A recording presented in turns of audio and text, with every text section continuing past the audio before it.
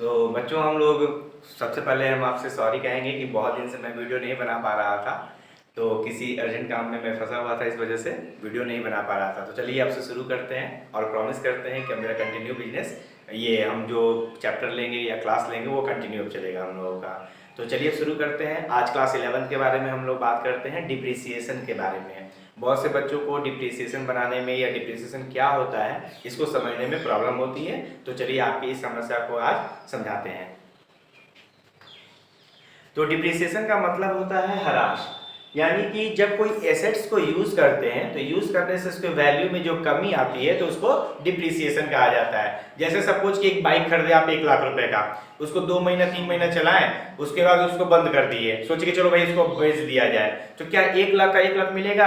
नहीं मिलेगा, क्योंकि आप जो 2 महीना चलाए हैं उसका कुछ पार्ट जो है वो रिड्यूस हुआ, घिसा है। अगर नया ही लेना होता, 1 लाख में ही लेना होता तो लोग शोरूम से जाकर के ले लेते। तो उसको निश्चित तौर से आपको 80,000 या 90,000 या 75,000 वॉटएवर जो भी हो उसमें आप बेच देते हैं। तो जो रिड्यूस वैल्यू आया, जैसे 1 लाख का था आप उसको 75,000 में बेचे, तो 25,000 रुपये जो कम आया उसको हम लोग डिप्रिसिएशन कहते हैं। ठीक है। उसी तरीके से बड़े बड़े दुकानदार बड़े बड़े मशीनें दुकान में रखते हैं, तो एक समय के बाद मशीन जो है वो खराब होने लगता है या खराब हो जाता है, तो इसके लिए दुकानदार क्या करता है, थोड़ा थोड़ा अमाउंट डिप्रिसिएशन के रूप में निकालता चला जाता है। इसीलिए उसको डिप्रिसिएशन चार्ज कहा जाता है, पेड नहीं कहा जाता है। तो डिप्रिसिएशन होने का 3-4 कारण हो सकता है। पहला हम बताएं कि चलाने से रिड्यूस हुआ, घिसा, तो इस कारण से उसका वैल्यू कम हो जाता है। दूसरा हो जाता है आउट ऑफ फैशन। कभी कभी क्या होता है कि मार्केट में वो फैशन जो है वो चेंज हो जाता है, लोग जो है नया टेस्ट के लोग सामान जो यूज करने लगते हैं, तो इस वजह से भी पुराने वस्तु जो चल रहा था उसका वैल्यू कम हो जाता है, तो वो भी डिप्रिसिएशन ही कहलाएगा। वियर एंड टियर तीसरा इसका पहलू है, यानी कि टूट फूट गया, कुछ स्क्रैचेज आ गया तो लोग जो है नहीं खरीदते हैं, तो कंपनी सोचती है या दुकानदार सोचता है चलो इसको बेच करके हटा दो, तो जो कम वैल्यू मिला उसको हम लोग डिप्रिसिएशन कहते हैं। ऐसे तो डिप्रिसिएशन निकालने का टोटल 11 मेथड होता है, लेकिन हम लोग को क्लास 11 में केवल 2 ही मेथड पढ़ना है ना। वो कौन कौन सा है? पहला है fixed instalment method,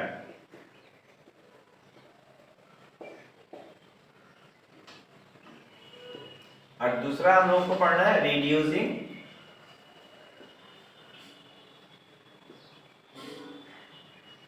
balance method. ये 2 मेथड के बारे में हम लोग को पढ़ना है। तो सबसे पहले हम आपको बता रहे हैं फिक्स्ड इंस्टॉलमेंट मेथड क्या है।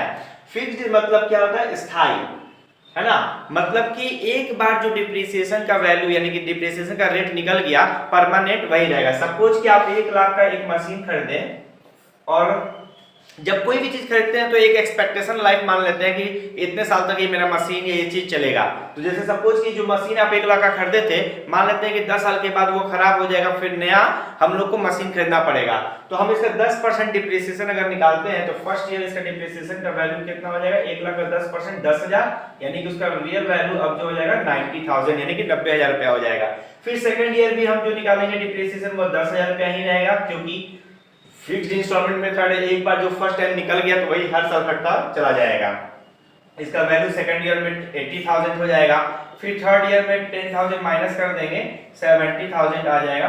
सो ऑन इसी तरीके से करते करते एक समय ऐसा आएगा कि इसका वैल्यू 0 हो जाएगा। तो ये मेथड सही मेथड नहीं माना जाता है, क्योंकि किसी भी एसेट्स को अगर हम लोग यूज करते हैं और उसका डिप्रिसिएशन काटते हैं तो ऐसा नहीं है कि कभी भी एसेट्स का वैल्यू 0 हो जाएगा। अगर हम उसको स्क्रैप वैल्यू के यानी कि कबाड़ी के मामले में भी बेचेंगे तो हमारा कुछ ना कुछ पैसा मिलेगा, है ना। इसीलिए इसको सही विधि नहीं माना जाता है। लेकिन सबसे पहले डिप्रिसिएशन के पॉइंट ऑफ व्यू से देखा जाए तो सबसे पहले यही विधि आई थी, इसीलिए इसको हम लोग यूज करते हैं। लेकिन मोस्ट ऑफ द कंपनीज जो है इसको यूज नहीं करती हैं। तो ये था हम लोग का फिक्स्ड इंस्टॉलमेंट मेथड। इसमें इसका 3 नाम वो देखते हैं हम लोग कौन कौन सा नाम है, फिर उसके बाद कैसे बनता है वो हम बताएंगे। तो इसको हम लोग फिक्स्ड इंस्टॉलमेंट मेथड भी कहते हैं, या ओरिजिनल कॉस्ट मेथड भी कहते हैं, या फिक्स्ड इंस्टॉलमेंट मेथड कहिए, ओरिजिनल कॉस्ट मेथड कहिए, स्ट्रेट लाइन मेथड कहिए, या इक्वल इंस्टॉलमेंट मेथड कहिए।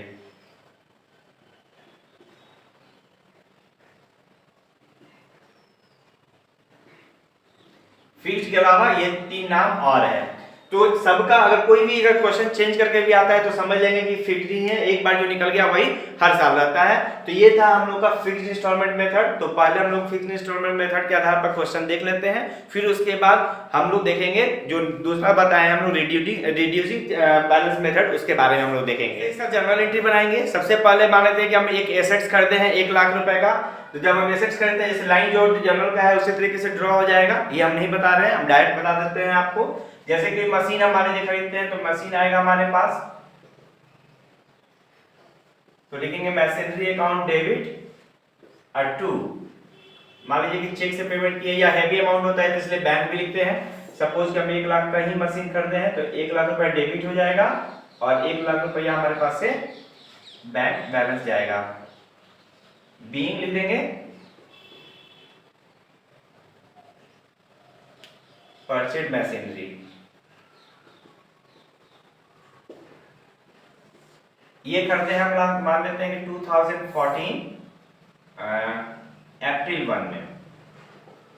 तो इसका फाइनेंशियल ईयर यानी कि डिप्रिसिएशन कभी भी चार्ज होता है वो साल के अंत में होता है। तो इसका फाइनेंशियल ईयर हम लोग का 2015 हो जाएगा मार्च 31। डिप्रिसिएशन चार्ज कर रहे हैं तो डिप्रिसिएशन जो होता है वो फर्म के लिए नॉमिनल अकाउंट हो गया, debit all expenses and losses. तो डिप्रिसिएशन को डेबिट कर देंगे, डिप्रिसिएशन अकाउंट डेबिट टू। चूंकि डिप्रिसिएशन चार्ज होता है पेड तो होता नहीं है, तो इसलिए मशीन जो डेबिट था यहाँ पे मशीन क्रेडिट हो जाएगा टू मशीनरी अकाउंट। अब 1 लाख का 10% कितना होगा 10,000, तो ये 10,000 रुपीज हम लोग लिख देते हैं। फिर नरेशन लिख देंगे being depreciation charge on machinery at the rate of 10% per annum on straight line method भी लिख सकते हैं। फिर उसके बाद चूंकि बड़ी बड़ी कंपनियां क्या करती हैं प्रॉफिट एंड लॉस यानी कि फाइनेंशियल स्टेटमेंट बनाती हैं, जो इसके पहले वाले चैप्टर में हम आपको पढ़ाए थे। तो वो जो है डिप्रिसिएशन को प्रॉफिट एंड लॉस में ट्रांसफर कर देती हैं। यानी कि इसका एक एंट्री और भी होगा, वो होगा क्या profit and loss account debit to depreciation को ट्रांसफर किए हैं तो इसलिए डिप्रिसिएशन क्रेडिट हो जाएगा टू डिप्रिसिएशन अकाउंट। ये 10,000 अमाउंट जो है प्रॉफिट एंड लॉस में ट्रांसफर हो जाता है। नरेशन लिख देंगे इसका बीइंग अमाउंट ऑफ डिप्रिसिएशन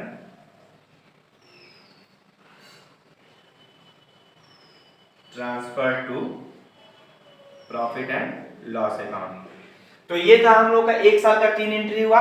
क्योंकि अगर मान लीजिए क्वेश्चन में कह देता कि 3 साल का आप बनाइए, तो ये तो हम फर्स्ट ईयर का बनाए। जब हम सेकंड ईयर का बनाएंगे यानी कि 2014-15 बन गया, फिर 16 बनेगा, फिर 17 बनेगा, तो ये वाला एंट्री नहीं करेंगे क्योंकि मशीन तो हम एक ही बार करते हैं, लेकिन डिप्रिसिएशन 3 साल तक कटेगा। जब तक मेरा फॉर्म चलेगा तब तक डिप्रिसिएशन कटेगा, तो ये वाला हम एंट्री नहीं करेंगे। सेकंड ईयर में सिर्फ ये एंट्री करेंगे depreciation account debit to machinery account, same amount हो जाएगा क्योंकि फिक्स्ड इंस्टॉलमेंट मेथड है। फिर उसके बाद कंपनी क्या करेगी ट्रांसफर कर देगी प्रॉफिट एंड लॉस अकाउंट में, यानी कि 2016 में हमारा यही एंट्री 2 एंट्री हो जाएगा। फिर 2017 चूंकि 3 साल का कह रहा है तो 2017 का भी बनाएंगे तो फिर सिर्फ यही 2 एंट्री होगा क्योंकि मशीन तो हम लोग एक ही बार करते हैं। तो हो जाएगा depreciation account debit to machinery account, same amount हो जाएगा क्योंकि फिक्स्ड इंस्टॉलमेंट मेथड है, और फिर इसको प्रॉफिट एंड लॉस में ट्रांसफर कर देंगे। अब क्वेश्चन में कहता है ये तो जर्नल एंट्री हम लोग का बन गया। अब क्वेश्चन में कहेगा कि आप मशीन का अकाउंट खोलिए यानी कि एसेट्स का अकाउंट खोलिए। तो एसेट्स का अकाउंट कैसे खोलेंगे अब हम ये बताने जा रहे हैं। लेजर की तरह हो जाएगा, यहाँ पे डेट लिख देते हैं, पार्टिकुलर्स लिख देते हैं, यहाँ पे एलएफ लिख सकते हैं, जेएफ और नहीं भी लिख सकते हैं। फिर अमाउंट हो जाएगा, फिर ये डेट,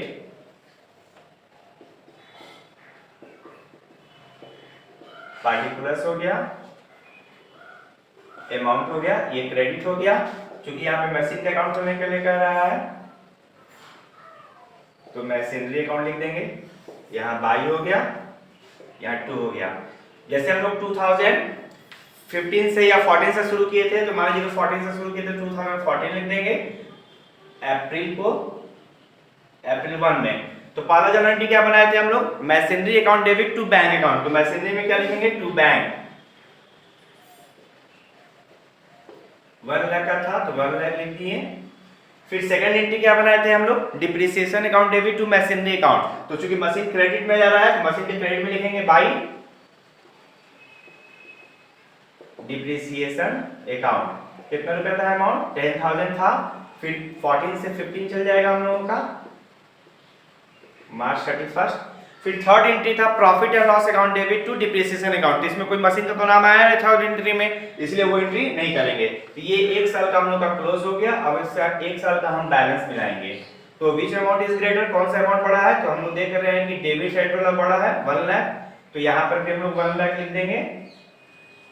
फिर यहाँ पर लिख देंगे बैलेंस सीडी, जैसे कि हम लोग लेजर में पढ़े हैं, ये 90,000। ये जो सीडी आया फिर नेक्स्ट ईयर के लिए यानी कि 2015 में हमारा हो जाएगा। फिर अप्रैल 1 में लिख देंगे 2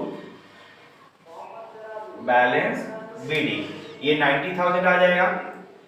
फिर सेकंड ईयर में हम आपको बताए थे कि ये खरीदने वाला एंट्री नहीं होगा, लेकिन ट्रांसफर चूंकि ये डिप्रिसिएशन चार्ज वाला एंट्री होगा।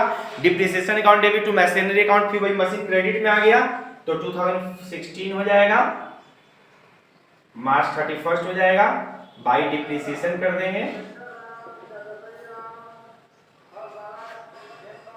फिर वही 10,000 हो जाएगा। अब तो कुछ है नहीं, फिर वही तीसरा एंट्री वही कर देते हैं profit and loss account debit to depreciation account. इसमें भी मशीन का तो नाम नहीं आया। फिर यहाँ पर हम लोग क्या करेंगे, बैलेंस कर लेंगे। हम लोग देख रहे हैं यहाँ पे 90,000 है, ये 90,000 लिख देंगे हम लोग। फिर यहाँ पर बैलेंस सीडी कर देंगे। ये बैलेंस अब कितना हो गया 80,000, यानी कि मशीन का वैल्यू भी जो हो गया तो सेकंड ईयर में वो 80,000 हो गया। फिर उसके बाद यहाँ पर 2016 लिख देंगे, अप्रैल 1 टू बैलेंस बीडी, ये 80,000 लिख देंगे।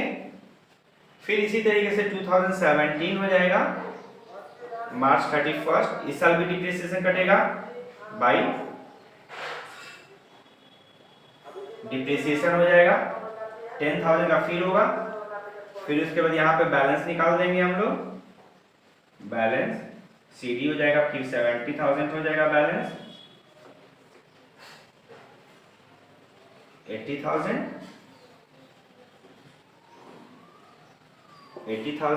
फिर 2018 हो जाएगा, अप्रैल 1 में लिख देंगे हम लोग 2 बैलेंस बीडी, ये 70,000 रुपीज लिखा जाएगा। तो इस तरीके से नॉर्मल क्वेश्चन हम लोग बना लिए। अब इसके बाद जब हम लोग नेक्स्ट क्लास लेंगे आपको कल परसों में आगे इसके बारे में बताएंगे कि अगर हम मशीन को हम लोग सोल्ड आउट करते हैं या रेट ऑफ डिप्रिसिएशन नहीं दिया हो, जैसे यहाँ पर जो दिया हुआ था कि 10% डिप्रिसिएशन है, अगर 10% डिप्रिसिएशन नहीं दिया हो या परसेंटेज नहीं दिया हो तो उसको कैसे कैलकुलेट करेंगे ये बता रहे हैं। अभी इसलिए नहीं बता रहे हैं कि आप लोग पहले डिप्रिसिएशन चैप्टर के बारे में जो थ्योरी दिया होगा बुक में उसको आप रीड करेंगे, फिर हम जब बताएंगे तो वह आसानी से समझ में आ जाएगी। तो बस आज के लिए सिर्फ इतना ही। Best of luck.